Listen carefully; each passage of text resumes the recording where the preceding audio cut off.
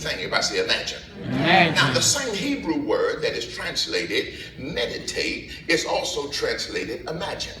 Because meditation, scriptural meditation, involves the imagination.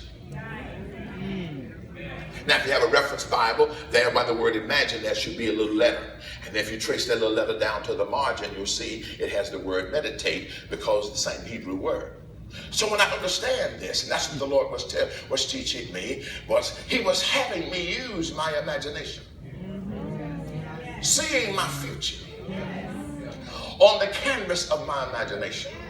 Then the Lord began to explain to me that imagination is more than imagery. It is really futuristic thinking.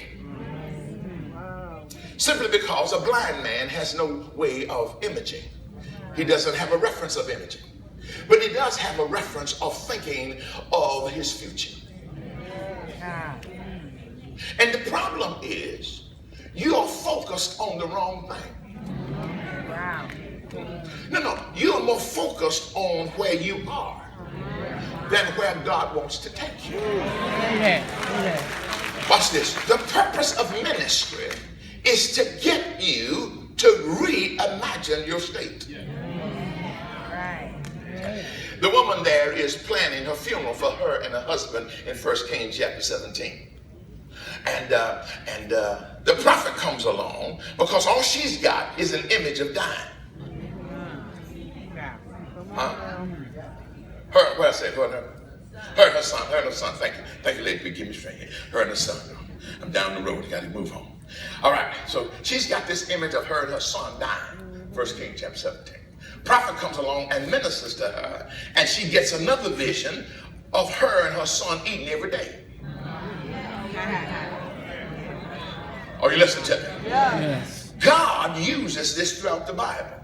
Because when he wants to take a person to another level, he knows how he has engineered us with this imagination component. That, see, what I've been taught, meditation was muttering. No. Meditation is far more than that. Meditation has to do with you seeing your future. I'm going to show it to you. You just got to stick with me. What you see in your future, watch this, and it will expand and accelerate you. It'll expand your capacity to believe and accelerate you along the path of success. Amen. So now what God was beginning to teach me there was how to do this. Let's talk about the imagination, because I just said something. I said you've been engineered by God with an imagination. And your imagination will trigger what God taught me back then was the life navigational system that you have. You have a system inside of you that God has placed inside of you that when properly used, you will be able to plot and plan a plan for success. And carry out a plan of success. You've been engineered that way. Go to Genesis chapter 11 and verse 6. Genesis chapter 11 and verse 6. All right? Then in verse 6 it says, and the Lord said, behold, the people is one, and they all have one language, and this they began to do. And now nothing would be restrained from them